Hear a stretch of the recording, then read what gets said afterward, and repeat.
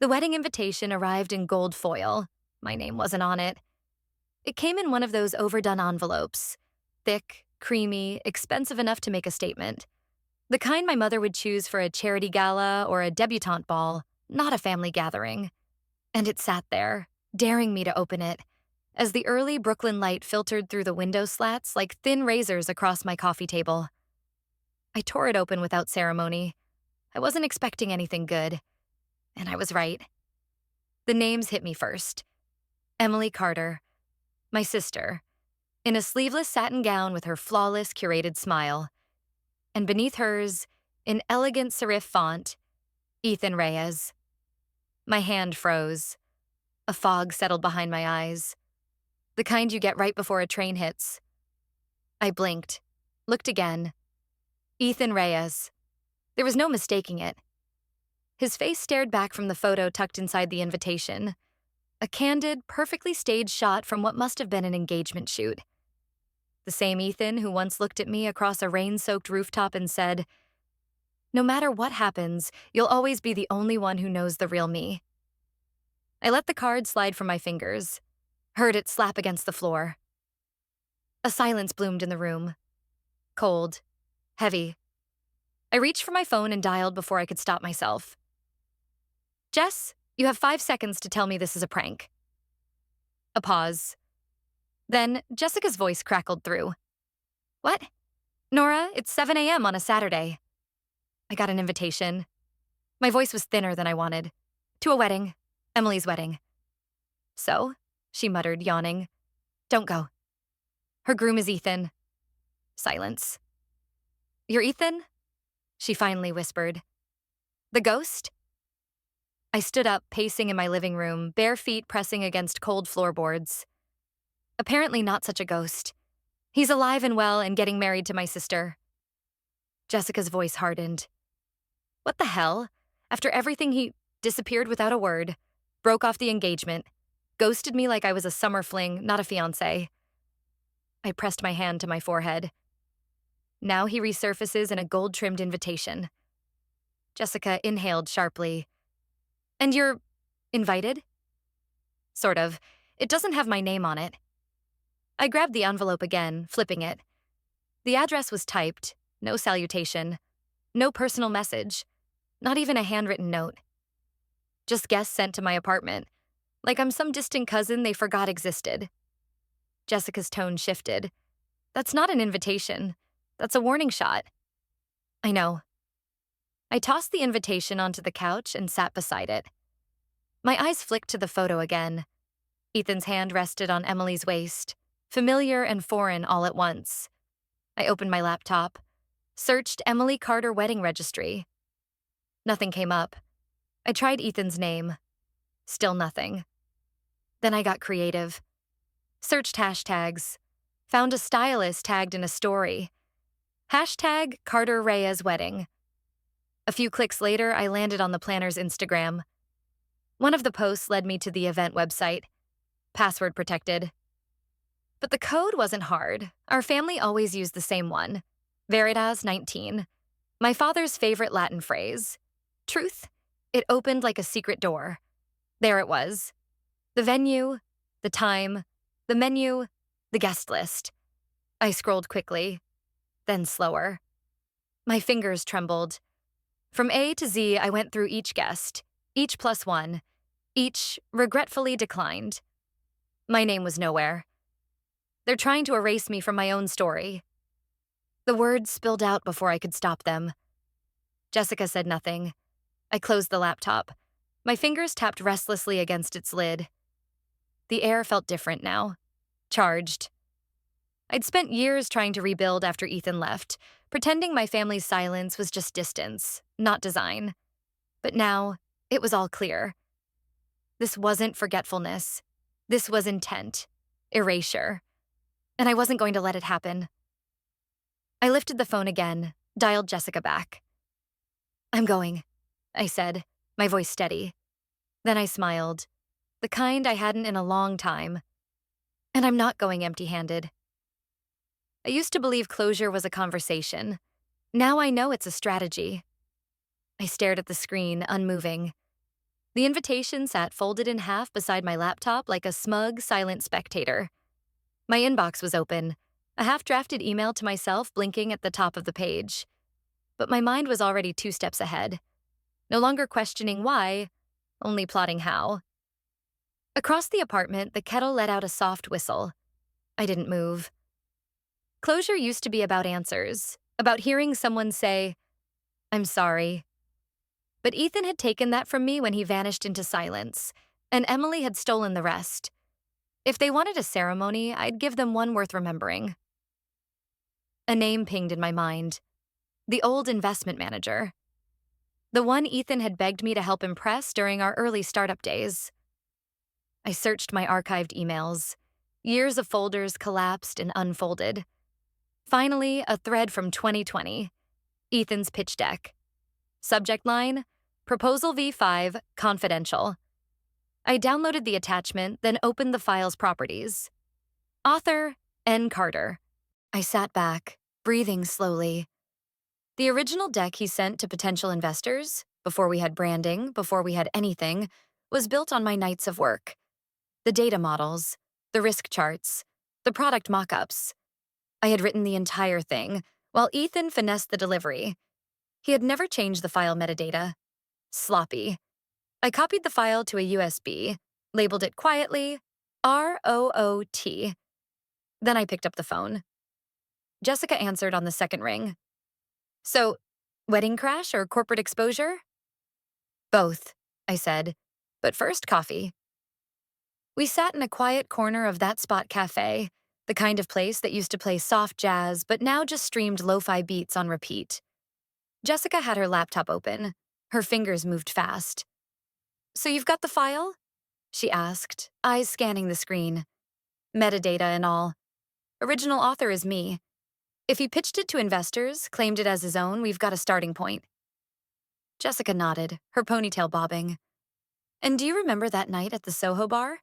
When he said, 'You saved my career' in front of 3 other founders?" He was buzzed. "Yeah, but you weren't. And I recorded it.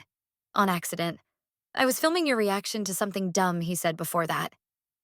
She paused, then pulled out a small flash drive. "Found it last night. It's grainy, but his voice is clear." She handed me the drive. "You're going to need this." I blinked. "You kept it?" "Kept a lot of things," she said, "including my sense of loyalty." The words hit warm. I reached across the table and squeezed her hand once. Later that afternoon, I sat in the public library, a corner cubicle lit by soft fluorescent light. The world outside buzzed with late spring energy, but in here, everything was deliberate, quiet, exact. I opened a legal access request form to Ethan's startup's internal archive, an old platform I still had credentials for. My role had never been formally revoked. I wasn't about to ask for permission. Not when I built the foundation they stood on. I phrased the request with care. No accusations, just a nudge toward an upcoming audit, a nudge that would require retrieving system logs from the early development phase. Documents I knew they'd buried, but digital trails don't die. They just go cold. A few clicks later, the request was sent. Jessica messaged me minutes after I walked back into my apartment. "Jay, check your email. The video file's there." I downloaded it and pressed play. It opened with static, then the slightly tilted angle of a phone on a bar table. There was Ethan, laughing too loudly, drink in hand, surrounded by peers. "Yeah, we landed the deal last week," he was saying. "Honestly, I wouldn't have made it without the early work. Nora, she basically built the skeleton before I dressed it up." "But I mean, you know how this game works, right? People don't care who made the bricks, just who laid them." A bitter smile played on his face. Then the video cut. I leaned back. My heart didn't race. It pulsed in rhythm with the strategy coming alive. I reached for the wedding invitation and turned it over. The back was blank, untouched. I printed a second copy on my own paper, folded it, slid it into my purse beside the USB. They invited a ghost. I'll show up as a storm. They said the wedding would be a family-only affair. I guess I'll be the ghost in the room. The lobby of the hotel smelled like lavender and overpriced linens. Bellboys pushed gilded luggage carts across polished marble floors. A pianist played something soft and classical in the corner. Every detail screamed curated serenity. I stepped out of the elevator, heels clicking sharply, each step a deliberate intrusion. The black dress clung to me like armor. It wasn't flashy. It didn't need to be. Not when every other woman was swathed in pastel chiffon and ivory lace, blending into one another like petals in a carefully arranged bouquet. I was the smudge of ink on a wedding canvas. A hostess near the ballroom glanced at me, hesitated, then quickly looked away. My name wasn't on the guest list, but I had a printed invitation in hand and a face that dared anyone to challenge it. Jessica met me by the entrance. Her suit was tailored, sleek, with a bag slung diagonally across her torso that didn't look particularly bridal. Inside it, I knew, was the mini projector, tucked beside the USB I'd named Root. She gave me a tight nod. Inside the ballroom, yellow light bathed everything in warmth. White flowers adorned every surface like a desperate attempt to convince everyone this union was pure. The chairs were lined in symmetry, guests chatting in polite hums, and a string quartet played near the front where the altar stood. I saw her before she saw me. Emily, in a gown that clung to her curves like it was sewn on by jealousy itself, her hair pulled into a slick bun. She laughed at something one of the bridesmaids said, adjusting her veil with a practiced flick. Her hand sparkled with the diamond that I once wore, albeit in a different setting, a different life. Then she looked up. Our eyes met. For half a second, nothing moved. Her mouth hung open in an almost imperceptible twitch, an instinct betrayed before she masked it. Then, without a word, she turned back toward the dais. Ethan followed her gaze. His jaw stiffened, a hint of color draining from his cheeks. He whispered something to a groomsman, then straightened his back like it might fix the past. I took a step forward. Guests glanced sideways. Some smiled out of reflex. Others whispered. Then came the voice I expected. You shouldn't have come. My mother's voice was quiet but cold, like wind off an alpine ledge. She stepped beside me, lips curved downward in disapproval. Then why? I asked, slowly turning. Am I already here? She didn't answer. I walked past her, letting the silence fan out in ripples. Jessica followed, expression unreadable. We found 2 empty seats in the middle row. Not front and center. This wasn't about spectacle yet. Not yet. Emily was visibly trying to keep her composure now. Her lips were tight, her smile brittle. I watched her whisper to the planner. A subtle hand signal. They were trying to recalibrate. I waited. The ceremony began. A soft voice introduced the bridal party. Applause. Photographers. A small cough. Everything moved forward as if nothing was wrong, until a voice broke the illusion. Is that Nora Carter? The question rang out like a dropped wine glass. I turned. A man 3 rows behind us stood, smiling broadly. I recognized him immediately. Alan Fisher, one of the early investors Ethan had pitched to when we were still planning out the startup from my apartment floor. Nora? He said, louder this time. Well, I'll be damned. I thought you moved to Berlin. Murmurs spread like spilled ink. Ethan's smile cracked. Emily's hand twitched. Alan approached, oblivious. I always tell people, none of this would have taken off without her, you know? He looked around, expecting agreement. She practically wrote the Bible for your first pitch, Ethan. The room tilted. Jessica was already unzipping her bag. I felt the hush settle deeper, almost reverent. Emily hissed something to one of the ushers. Ethan was already moving forward, but too late. Jessica's hands were swift. She set the mini projector onto the nearest table, facing the ballroom's clean white wall. I stood, slowly. Let's begin the real ceremony, I said, and nodded. A single USB. That's all it took to stop the music. The string quartet's final notes hung awkwardly in the air, tapering into silence like someone had cut the power. Conversations hushed. Forks paused midair, and just off to the side of the ballroom, a white light flickered against the pristine projection wall. Jessica had moved fast, sleek, practiced. The moment the last champagne glass was filled, she'd crossed to the secondary audio-visual station near the servers and slipped in the drive. No ceremony, no announcement, just action. And now, everyone was watching. The video opened with shaky footage, dim bar lighting, grainy focus, and Ethan's unmistakable voice, smug and loud. Honestly, it was her draft that made the difference. I just polished it. You know how it is.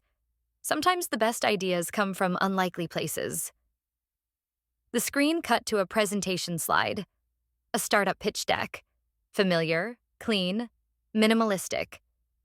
It scrolled down slowly, then paused on a detail in the document's metadata. Author, Nora Carter. There was a beat of silence. Then came the whispers, cascading down rows of seats through clusters of guests like a chain reaction of doubt. Someone near the front leaned toward Ethan and asked, just audibly enough, "Was she the co-founder?" Ethan's mouth moved, but no sound came out. His hand twitched at his side. Emily had gone pale. Her fingers dug into the back of a velvet chair, lips barely moving as she leaned toward our mother. I thought he deleted it all. Our mother didn't respond. Jessica had taken a seat again, cool as marble, folding her arms with the kind of composure earned through years of watching others lie and get away with it. Until now. Ethan stepped forward. Slowly. His footsteps echoed louder than any music that had played earlier. He climbed the few stairs to the platform where the ceremony was supposed to continue. I think, he began, clearing his throat. We're all misunderstanding something here. Yes, Nora helped in the early days. But not enough to be invited? I said loudly. Heads turned. I stepped forward. The projector's light glowed behind me like a halo of data and truth. My voice was clear, unshaken. I was never on your guest list. But I built the house you're celebrating in. The silence that followed wasn't empty. It was full. Heavy. Weighted with the truth hanging like fog over champagne and centerpieces. One of the guests, Alan again, the same investor who'd recognized me, stood. Wait a second, he said slowly. If her name's on the original documents, and she was never formally removed. He turned to Ethan. Why weren't we told this? Ethan's jaw clenched. Because it wasn't relevant. Wasn't relevant, Alan repeated. That's not your call to make. More murmurs. I heard snippets. Misrepresentation, unethical, conflict of interest. Emily made a sharp movement toward the stage as if to regain control, but our mother gently touched her arm, stopping her. Not to comfort her, just to contain the optics. Then the voice that ended it all. I'm pulling out, said a man with salt and pepper hair standing near the back. I invested based on trust. This isn't trust. This is fraud dressed in tuxedos. He dropped his wine glass into a nearby bin with a dramatic clink and walked out. Someone else followed. The mood had changed entirely. What had started as a curated union now looked like the beginning of a collapse. The event coordinator signaled to pause the reception. Staff began to subtly herd guests toward the exit, murmuring about a short intermission. Emily slipped behind a curtain, her veil fluttering like retreat. And I, still in my black dress, the smudge of defiance in a canvas of denial, remained standing. The music didn't come back on. Not after what I said next. I wasn't just erased. I was replaced. My voice had already cut through the last of the wedding's glamour. But what followed, what grew in the pause between recognition and reckoning, was worse than silence. It was the realization that the story they thought they knew had a different author. Ethan moved fast. He left Emily on the stage, mumbling something incoherent, and beelined toward me, fingers brushing my arm in a way that might have once been tender. I pulled away before the nostalgia could do any damage. Come with me, he hissed. Just 10 minutes, that's all I'm asking. Jessica, from her corner, stood, not blocking, but watching. Why? I asked. So you can lie where there's no mic?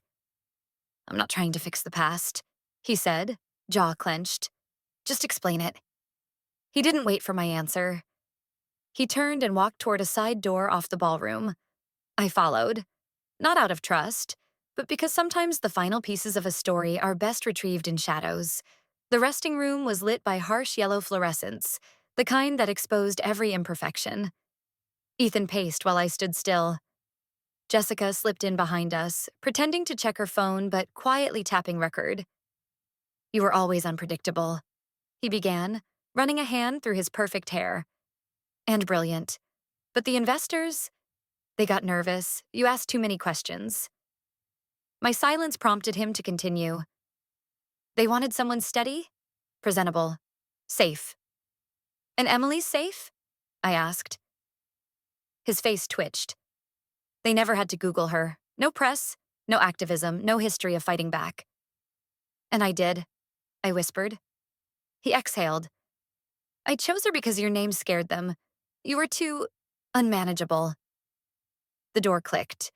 Emily stepped in, eyes sharp, lips pressed tight. She must have followed. She must have heard enough. I'm unmanageable? I asked Ethan, but my eyes stayed locked on Emily's. Her voice was low but cutting. So I was just the safer option? Ethan spun. Emily, I didn't mean it like that. No? Her arms crossed. Because I just heard it said exactly like that. He moved toward her. This isn't the place. It was never the place with you. She snapped. Everything was about appearances, about who made you look less fragile. Jessica, cool as a whisper, stepped forward. She handed me her phone. The clip had already been cued. I turned up the volume. Ethan's voice played once more, this time from earlier, off guard, drunk, maybe at a bar. She still thinks I love her, but she's easier to marry. The silence that followed wasn't from the three of us. The ballroom door had cracked open. A few guests, maybe more than a few, stood in the hall. At least one had their phone out. Emily's eyes went wide. Then, without hesitation, she slapped him. The sound echoed, sharp and final. Ethan flinched, one hand rising to his cheek. Emily's shoulders rose and fell once, then again, as if trying to inhale dignity through humiliation. Our mother stood at the threshold. She didn't move to help, didn't even blink. This is enough, she said finally. No judgment, no support, just a quiet surrender. I walked past them. Each step felt heavier than the one before, but not from regret. It was gravity, pulling me out of a story that never truly belonged to me. At the nearest table, I set down the USB, not with a flourish, not as a threat, just a gift. Truth, left unwrapped. Behind me, someone knocked over a glass. It hit the ground with a violent shatter. I didn't turn around. For the first time in years, I didn't need anyone to say I was right. The applause hit me like waves. Not violent, not loud for loud's sake, but steady. Sincere, and more than anything, earned. The white lights on stage weren't blinding. They were clear, even soft. For once, there was no spotlight trying to wash me out. Thank you, Nora, the moderator said, smiling from his stool. That was raw and honest. One more question from the audience? A young woman near the front stood, nerves flickering in her voice. If you could say one thing to the people who betrayed you, what would it be? I could have laughed. Not because it was funny, but because it was so predictably human to want a final line, a punchy mic drop, a triumphant closing scene. But I had already written my ending. I looked at her, then the others. Rows of faces illuminated by expectation. Nothing, I said. I already said enough just by not staying quiet. A pause, then a few nods, then clapping. The kind that grows naturally as if it had been waiting in people's palms. Jessica was waiting backstage. She didn't say anything right away, just handed me a bottle of water and raised a brow. That was her way of saying, well done. We'd known each other long enough to skip full sentences. I still tremble before going on stage, I admitted. You hide it well, she smirked, like a war general in heels. We walked down the corridor where volunteers were taking down banners and unplugging cables. A volunteer handed Jessica an envelope. White, handwritten. No sender? Jessica asked. I took it from her, recognized the loops of the capital E immediately. Emily. The paper inside was thick, as if she believed heavy words needed weight behind them. You had something I never did, it began, the courage to be disliked. You walked through fire and didn't ask anyone to carry water. There were no apologies, no explanations, just observation, perhaps admiration, wrapped in her familiar slanting script. For a second, I didn't know what to do with it. Then I folded it back, carefully. I didn't throw it away. But I didn't let it stay whole either. I tore it once, then once more, folding the jagged edges and sliding them into my bag. Not out of spite. Just closure. The conference center opened out into a small rooftop garden. I stepped outside, the air crisp against my face. The city below was noisy, oblivious, alive. Jessica followed. So, she said, what now? I let the sunlight hit my face. No more rewriting, I murmured. I'm the author now. She smiled. Damn right you are. We stood there for a minute longer, letting the moment be exactly what it was. Unrushed, undramatic, free. And then I walked forward. Not away from anything, just ahead. The silence after betrayal isn't peaceful. It's loud with questions. They echoed through the corners of my apartment, spilled into my walk to work, tangled themselves in the steam of my morning coffee. Even in my office, a place I'd carved out of ambition and grit, the stillness wasn't soothing. It was a drumbeat of what-ifs. A week had passed since the wedding. It should have felt like closure, like justice served hot and public. Instead, it felt like ash, floating, settling, staining things in quiet ways. I clicked open my browser. The headlines did their job. Tech golden boys fall from grace. Ethan Reyes faces plagiarism allegations. Startup darling or intellectual thief. New evidence surfaces in Altura case. They didn't mention my name directly. They never did.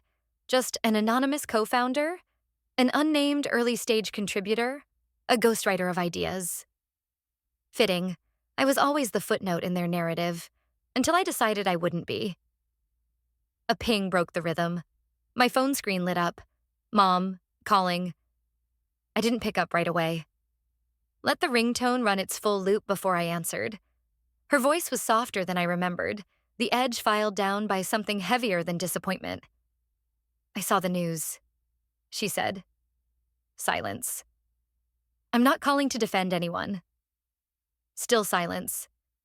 I just wanted to ask, are you okay? The question landed unexpectedly. It wasn't forgiveness. It wasn't redemption. But it was the first time she'd asked about me without folding it into someone else's needs. I'm getting there, I replied. She didn't ask more, didn't apologize. That was too much to hope for. But the quiet after was no longer hostile. It was respectful. Maybe even careful. We hung up. Jessica walked in with 2 coffees and a stack of notes. I scheduled nothing for the next hour, she said, placing a latte on my desk. You need breathing room. I nodded. My eyes drifted to the newsfeed still open on the screen. Ethan's profile picture, once gracing Forbes 30 Under 30, had been replaced by a grayscale headshot in an article about pending lawsuits. His startup was under full audit. Investors had pulled out the day after the video went viral. The clip had circulated faster than I expected. Not because it was scandalous, but because it was relatable. Women who'd been replaced. Women who'd been quiet too long. Women who'd been told their brilliance was too much. Are you going to talk about it? Jessica asked. I raised an eyebrow. She clarified. I mean, officially, A blog, a podcast, a keynote? People are listening. I don't know yet, I said. It's not about them. Good, she said. Then make it about you. Later that night, I pulled open a drawer I hadn't touched in months. My old proposal. The one Ethan had buried under his branding and lies. The file had yellowed slightly at the edges. My notes were in red ink, messy but determined. I flipped through the pages. For the first time, it didn't sting. There were no tears, no flashbacks. Just quiet recognition. That girl, version 1 Nora, had no idea how many versions of herself she'd need to survive. I opened my laptop, created a new file. The title came before the content. Reclaiming Silence, A Woman's Guide to Not Disappearing. I stared at it, let the cursor blink like a heartbeat. Then I smiled. This time, the story wouldn't erase me. I'd write it myself. If they won't give you a seat at the table, build your own damn table.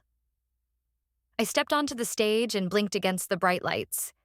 My heels clicked softly on the wood floor, echoing in the conference room before the microphone caught my breath. The room wasn't massive, but it was full. Rows of eyes, most of them women, locked on me with curiosity, some with hope, others with recognition. I adjusted the mic. My palms didn't sweat. Not anymore. Behind me, the screen showed no slides, just a single title, Reclaiming Silence. I didn't talk about Ethan. I didn't talk about Emily. I didn't need to. This isn't a talk about betrayal, I said slowly, letting the words settle like dust in the sunlight. It's not a list of who did what to me or how I clawed my way back. This is about what happens when you disappear. Not because you're weak, but because you were never invited to stay visible in the first place. The room stilled. I could feel them breathing. We disappear when our names are left off credits, when someone says we're difficult to work with, when we're told to wait for the right time, the right tone, the right platform. We disappear when we internalize the idea that survival requires silence. Jessica was sitting in the front row, arms crossed and smiling like she'd heard this 100 times. And she had. Across late nights, cracked coffee cups, and text messages with drafts of sentences I wasn't sure I'd ever say out loud. I disappeared once, I continued. From the startup I co-built, from the story I helped write, from the very wedding that tried to pretend I didn't exist. But here's the thing. I paused. I wasn't erased. I just hadn't started writing yet. Silence again, but this one felt different. Not heavy, just holding. Reappearing doesn't require permission, I said. You don't wait for the gatekeeper to unlock the door. You build your own damn door. Better yet, you build a whole house. Someone in the back let out a quiet yes. Another nodded hard enough to flip a loose strand of hair. Visibility, I said, is not granted. It's claimed. I talked for 20 minutes more. Not about revenge, not even about justice, but about ownership, about the power of choosing not to vanish, of documenting your own path, of naming yourself in your own narrative. When the applause came, it wasn't thunderous. It was grounding. It was the sound of women recognizing themselves in the story, not as victims, but as authors. I stepped off the stage and back into myself. Jessica handed me a bottle of water, grinning. You killed it, she whispered. Thanks, I said, eyes scanning the room as people stood, some still clapping, some already typing, probably tweeting. A woman approached me. Mid-30s, blazer too big, smile too wide. We need to talk, she said. You ever thought about writing this? Like, really writing it? I tilted my head. I mean a book. You have a voice. You've got something people need to hear. I didn't hesitate. Let's talk. I walked toward the exit, pulse steady, head high. For once, no shadow followed me. No name I couldn't say, no memory I had to dodge. As I reached the back hallway, I pulled out my phone. One unread text. Unknown number. Thank you, I was disappearing too. I stared at it. For a long moment, I didn't move. Then I smiled, not out of pride, but out of recognition. And I typed back, "Not anymore." The silence they once used to erase her became the echo that exposed them. In a world where betrayal often hides behind polished smiles and carefully worded invitations, she chose truth. And it roared louder than any ceremony.